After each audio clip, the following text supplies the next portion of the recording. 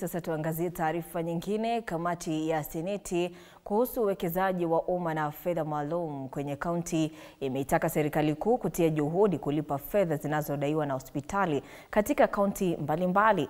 Baadhi ya hospitali hizo zimeonya kuwa huenda madeni yaliyopo yakalemaza taasisi hizo za afya. Muthoni Brenda na taarifa kamili. Bima ya afya ya SHA imemulikwa tena awamu hii na kamati ya Seneti ya uwekezaji wa umma na fedha maalum kuhusu madeni ya SHA. Mwenyekiti wa kamati hiyo Godfrey Osotsi ameishauri serikali kuu kulipa madeni yanayodaiwa na hospitali, hususan zile za umma.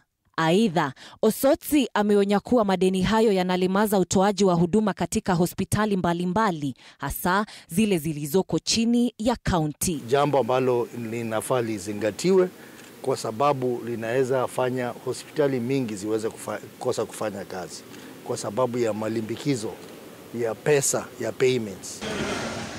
Kamati hiyo ya Seneti ilizuru hospitali ya rufaa ya Kilifi na kubaini kuwa hospitali hiyo inadai milioni 303 kutoka kwa bima ya SHA. Hospitali hii inadai shilingi milioni 303 kutoka kwa serikali kuu kwa sababu ya ile malipo ya SHA ambayo haijalipwa.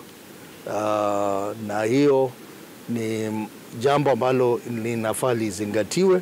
Malalamishi hayo hata hivyo yameungwa mkono na gavana wa kaunti ya Kilifi Gideon Mung'aro, ambaye amelalamikia kucheleweshwa kwa fedha za afya katika kaunti. Mara nyingi tukienda KEMSA tunapata 40%, 42, haifiki hata 45.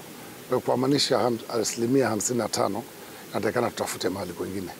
Na tunaweza tu kutafuta mahali kwingine kupitia pesa hizi za SHA na zile contribution ambazo serikali ya kitaifa na taili zipene kupeana SHA kupitia SHA. Mung'aro ameeleza kuwa hali hii inadhibiti ununuzi wa madawa katika hospitali nchini.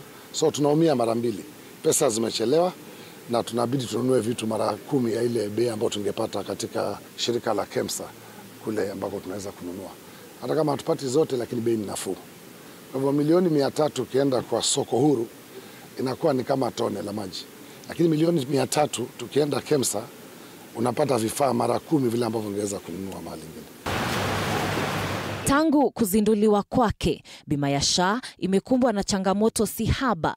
Matumaini sasa ikiwa ni kwa waziri wa afya Aden Duale, ambaye ameahidi kuboresha bima hiyo. Muthoni Brenda, runinga ya TV 47, Nairobi.